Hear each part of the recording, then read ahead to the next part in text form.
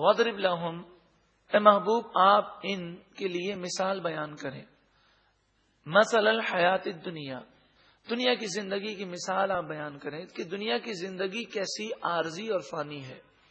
کماء، جیسے پانی، انزلناہ من السماء، ہم نے آسمان سے نازل کیا، فاختلط بہ نبات الارض، پھر اس پانی سے زمین کی خوب پیداوار ہوئی، فاصبح ہشیما، پھر ایک دن وہ پیداوار سوکھ گئی، تذروہ الریاح، ہوائیں اسے اڑاتی ہیں.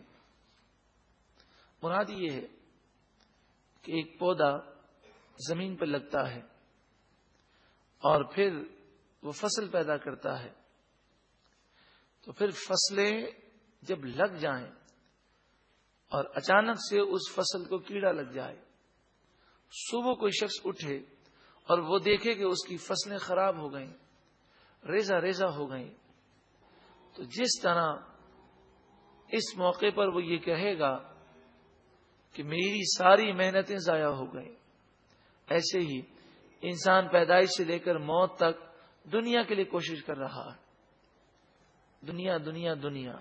پھر جب موت آئے گی تو اسے احساس ہوگا کہ میری یہ ساری کوششیں بیکار تھیں.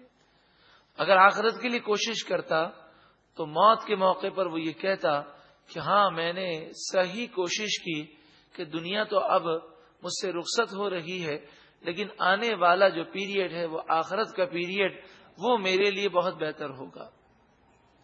وَكَانَ اللَّهُ عَلَى كُلِّ شَيْءٍ مُقْتَدِرًا، اور اللہ تعالی ہر چیز پر قادر ہے، ہر چاہت پر قادر ہے.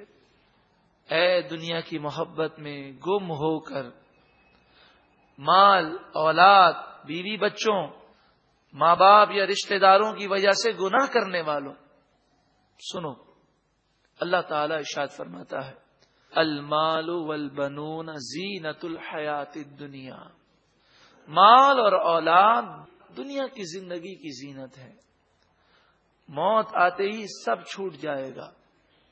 والباقیات، اور باقی رہنے والی چیزیں، الصالحات، نیک اعمال ہیں، خیر عند ربک ثوابا، ثواب کے اعتبار سے یہ باقی رہنے والے اعمال اللہ کے نزدیک، تمہارے رب کے نزدیک بہت بہتر ہے.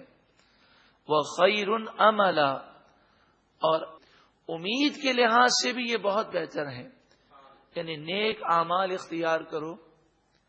یہ موت پر بھی نیک اعمال فنا نہیں ہوں گے، بلکہ یہ نیک اعمال مرتے وقت بھی کام آئیں گے، قبر میں بھی، قیامت میں بھی، اور یہی نیک اعمال اللہ کی رحمت کے صدقے میں جنت میں لے جائیں گے.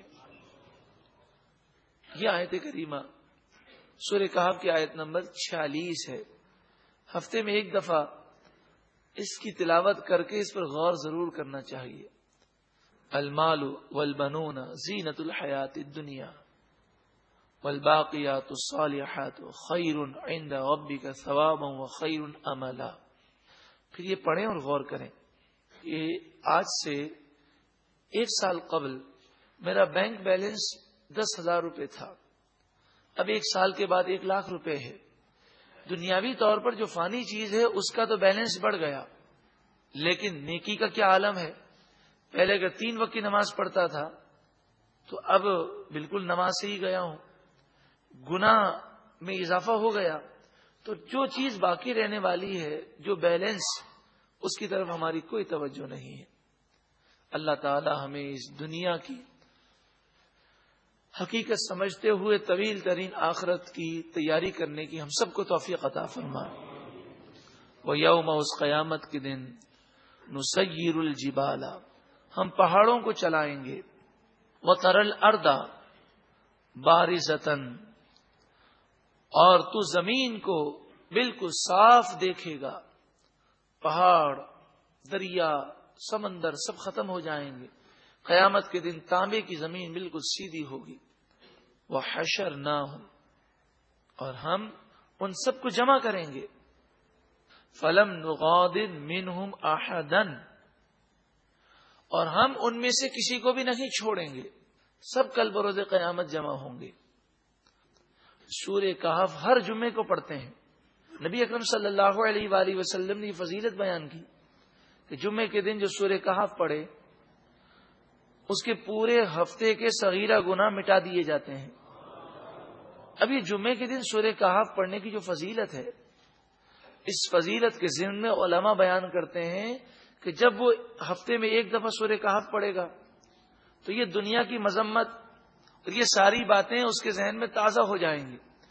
پھر پورے ہفتے وہ گناہوں سے بچے گا. یہ اسی صورت میں ہو سکتا ہے جب ہم قرآن پاک سمجھ کے پڑھیں.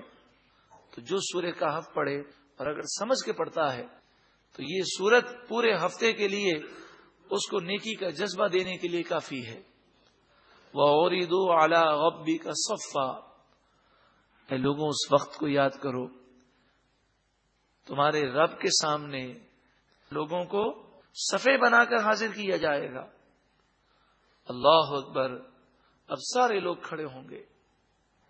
ظالم غور کرے، گناہگار غور کرے کہ جب دنیا میں کوئی بچہ آتا ہے تو بغیر لباس کے آتا ہے. اس کے پاس لباس نہیں ہوتا، اس کے پاس کوئی بینک بیلنس نہیں ہوتا. وہ تو نہ دیکھ سکتا ہے نہ سن سکتا ہے. پھر وہ آنکھیں کھولتا ہے، پھر وہ دیکھنے لگتا ہے، پھر سننے لگتا ہے اور پھر وہ سیکھتا ہے. میں لقد جئتمونا، اے ظالموں غور کرو، اے گناہگاروں غور کرو. لقد جئتمونا کما خلقناکم اول مرہ، بے شک تم ہمارے پاس ویسے ہی آئے کل بروز قیامت. کما خلقناکم اول مرہ، جیسا کہ ہم نے تمہیں پہلی مرتبہ پیدا کیا تھا. جب تم دنیا میں آئے تھے تو لباس کے بغیر آئے تھے. کل بروز قیامت بھی اللہ کی جناب میں تم اٹھے ہو تو لباس نہیں ہے. بل زعمتم ان نجعل لکم موعدا، بلکہ تم نے تو گمان کیا تھا کہ ہرگز ہم اپنے وعدے کو تمہارے لیے پورا نہ کریں گے. تمہیں تو قیامت کا تصور تک مٹ چکا تھا. ووضع الکتاب، اور نامہ اعمال رکھے جائیں گے. فترى المجرمین، جو لوگ محنت نہیں کرتے جب ان کا رزلٹ آؤٹ ہونے لگتا ہے تو ان کے چہرے پر ہوائیاں اڑ رہی ہوتی ہیں، ان کے چہرے پر خوف کے آثار ہوتے ہیں. لیکن ذرا غور کریں کہ دنیا میں اگر ناکام ہو جائیں تو پھر 1 سال اور مل جائے گا محنت کرنے کے لیے. لیکن کل بروز قیامت اگر ناکام ہو گئے تو پھر تو ہمیشہ کے لیے ناکامی ہے. ووضع الکتاب، نامہ اعمال پھیلائے جائیں گے اور نامہ اعمال لوگوں کو ملنا شروع ہوں گے. فترى المجرمین، پس تم مجرموں کو، گناہگاروں کو دیکھو گے. مشفقین، وہ ڈر رہے ہیں. مما فیہ، ان باتوں سے جو ان نامہ اعمال میں لکھی ہیں. وَيَقُولُونَ، اور وہ کہیں گے یا ویلتنا، ہائے ہماری بربادی. مالی ھذا الکتاب، اس نامہ اعمال کو کیا ہو گیا ہے. لا یغادر صغیرۃ ولا کبیرۃ الا احصاها، کہ اس نے تو نہ کوئی چھوٹی بات چھوڑی ہے نہ کوئی بڑی بات چھوڑی ہے بلکہ سب کچھ لکھ دیا ہے اس میں. فوجدوا ما عملوا حاضرا، اور جو انہوں نے اچھا یا برا کام کیا اسے نامہ اعمال میں حاضر پائیں گے. ولا یظلم ربک احدا، اور آپ کا رب کسی پر بھی کوئی ظلم نہیں کرتا. انسان خود گناہ کر کے اپنے آپ کو تباہ کر رہا ہے. یہ بزرگ فرماتے ہیں رات کو سونے لگو تو ذرا تھوڑی دیر یہ غور کیا کرو کہ آج کا جو نامہ اعمال ہے وہ اگر مجھے کوئی تمام لوگوں کے سامنے پڑھ کر سنانے کا کہے تو کیا میں سنا سکتا ہوں. تو یہ غور کرے آج میں نے اپنے نامہ اعمال میں کیا لکھوایا ہے. غیبتیں، چغلیاں، جھوٹ، وعدہ خلافی، فراڈ، مسلمانوں کی دل آزاریاں، نمازیں چھوڑنا، جماعتیں چھوڑنا، حسد، کینہ، بغض، عداوت رکھنا، بد نگاہی کرنا، بری سوچ، برے خیالات، گندے خیالات. ذرا سوچے تو صحیح کہ ایک دن کا نامہ اعمال اگر اسپیکر پر ہمیں پڑھنے کے لیے دے دیا جائے کہ آج جو آپ نے سوچا ہے، جو کیا ہے، سارا ذرا پڑھ کے سنائیے، تو بتائیے ہم پڑھ سکتے ہیں؟ پوری زندگی کا نامہ اعمال کیسے پڑھیں گے؟